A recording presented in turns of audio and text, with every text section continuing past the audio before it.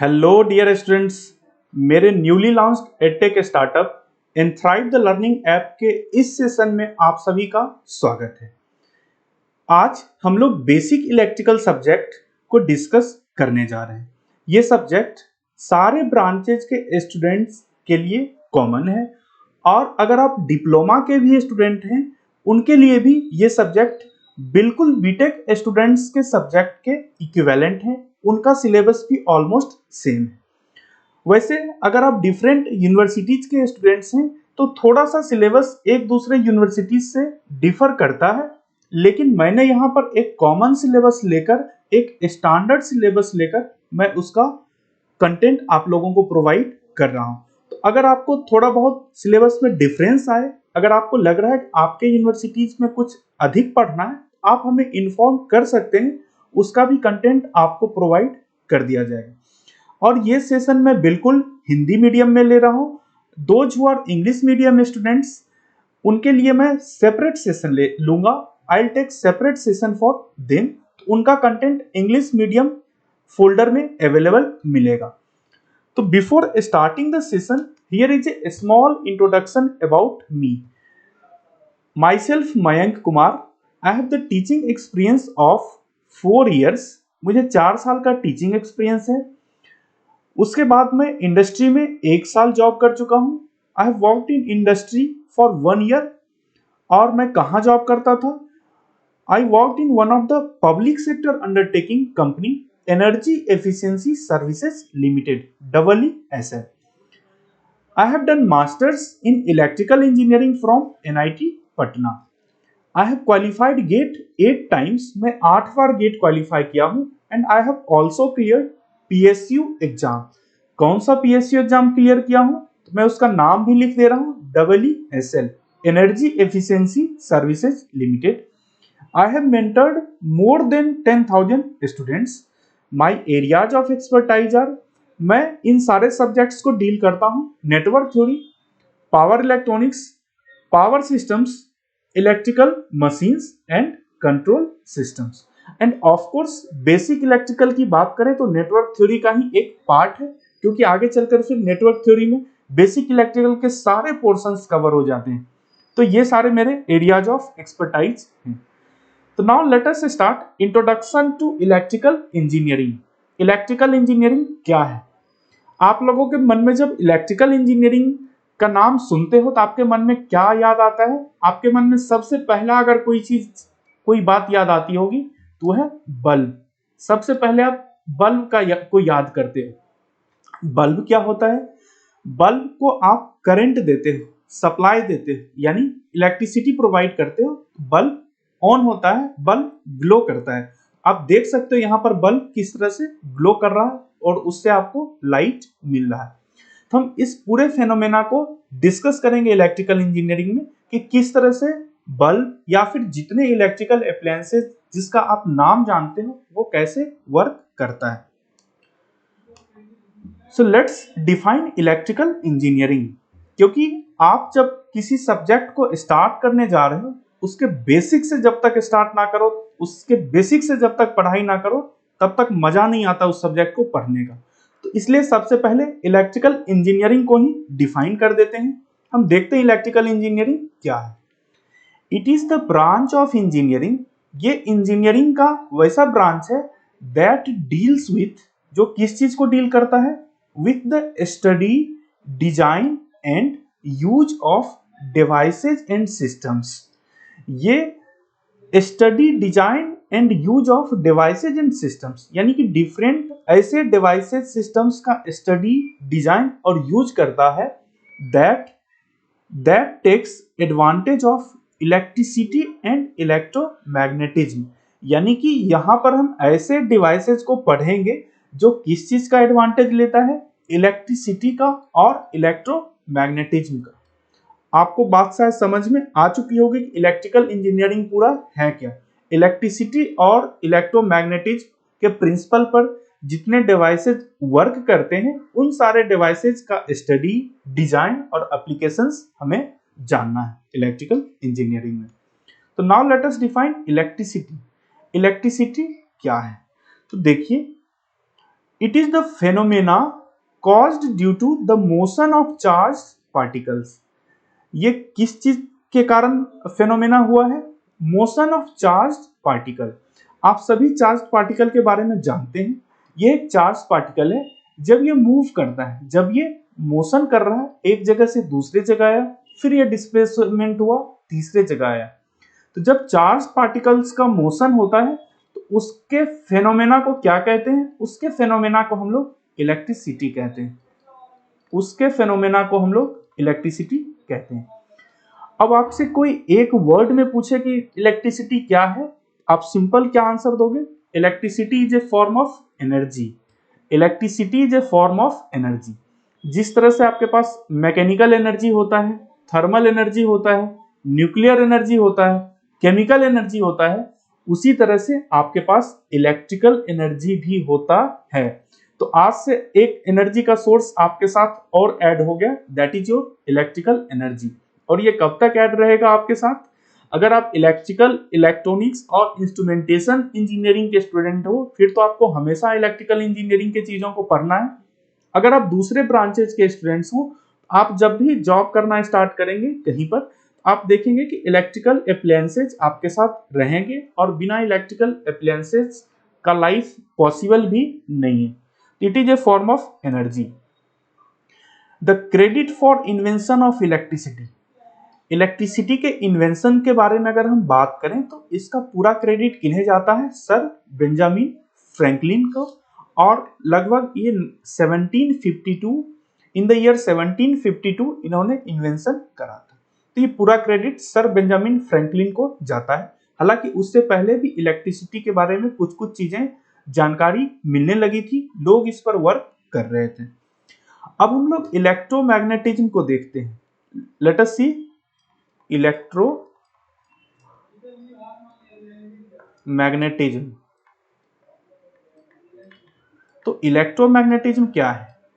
आप देखिए, मैग्नेट के बारे में जानते हो, मैग्नेट के बारे में आपने सुना होगा, मैग्नेट आपने देखा भी होगा। और ये है मैग्नेट, एक नॉर्थ पोल रहता है, एक साउथ पोल रहता है। होता क्या है भाई, नॉर्थ पोल से मैग्नेटिक फील्ड लाइन बाहर निकलता है और साउथ पोल पर जाकर ये साउथ पोल पर इन करता है। Clear? It comes out from north pole and it enters to south pole. तो ये closed magnetic field lines magnet में मिलता है। अब देखो कि मैग्नेट के अल्टरनेट एक हमारे पास दूसरा अप्लायंस है। आप क्या करते हैं कि वायर लेते हैं और वायर को इस तरह से उंड करके, वायर को इस तरह से कहीं पर उंड करो और उंड करके कॉइल बना दो, एकदम बिल्कुल स्प्रिंग जैसा।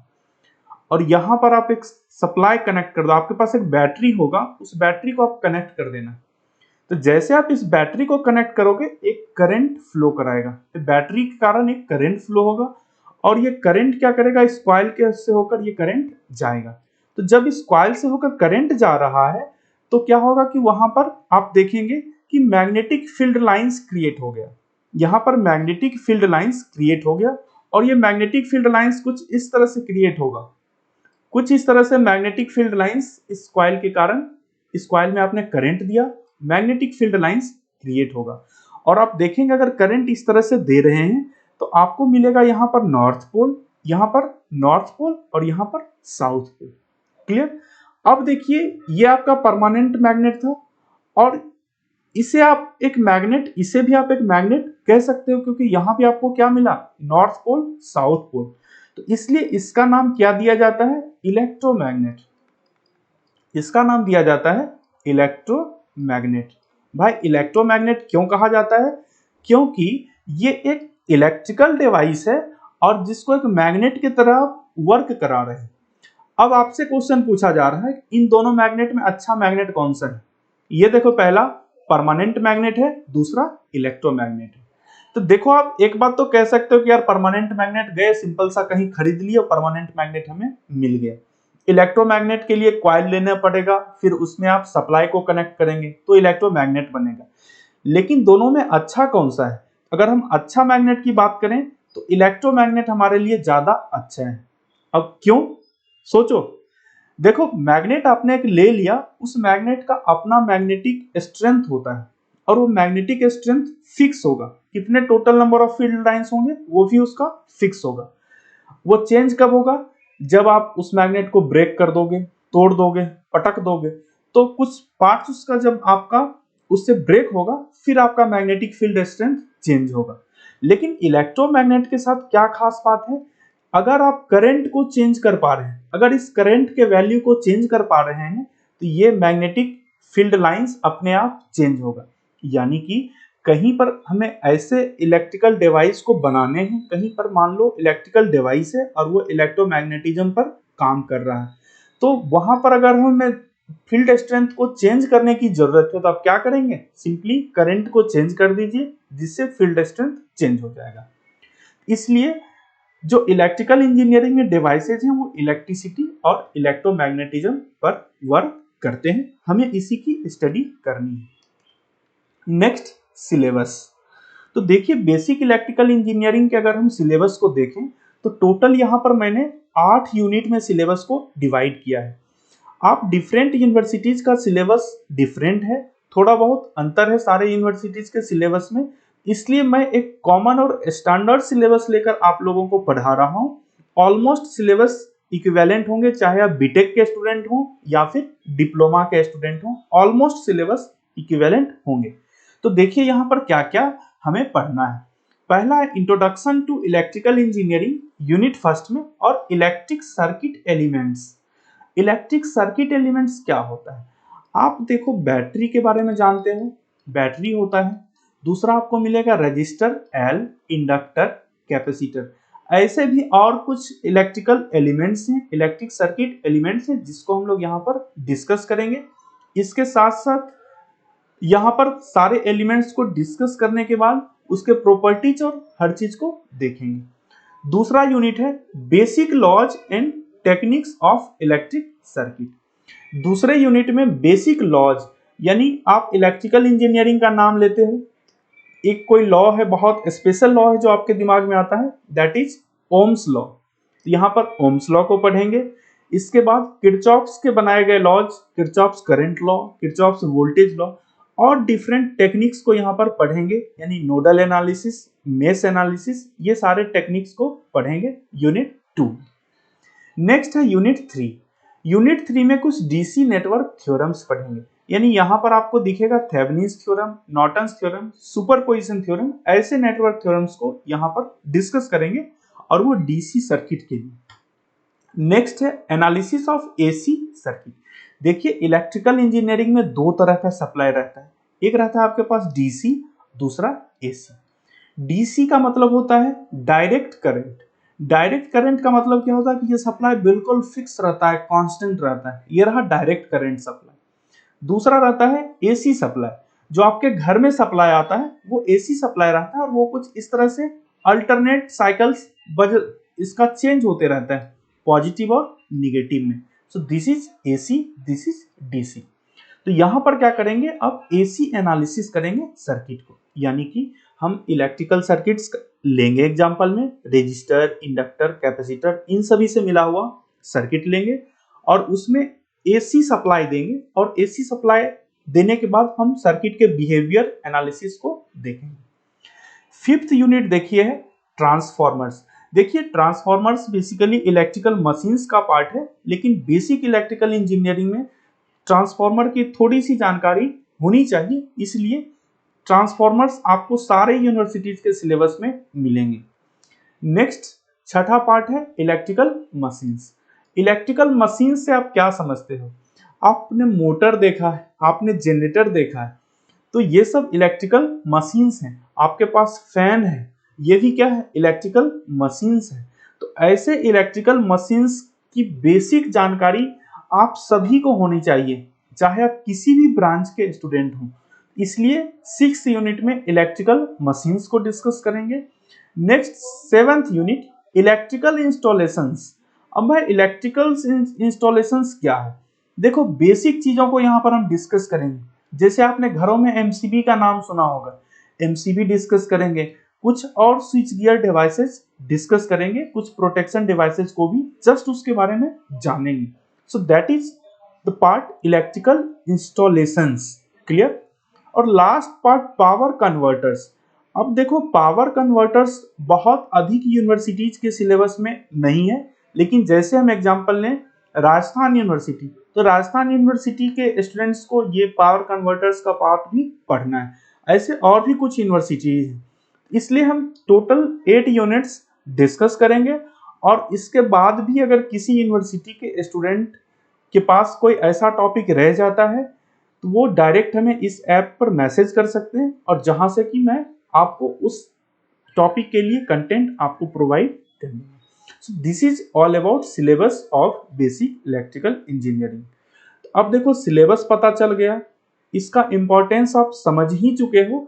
अब आपके लिए क्या जानना जरूरी है कि किस किताब से इसको पढ़ा जाए। You want to know the name of the books, writers, authors. तो देखिए रेफरेंस बुक्स, कौन कौन सा reference books basic electrical engineering के लिए है।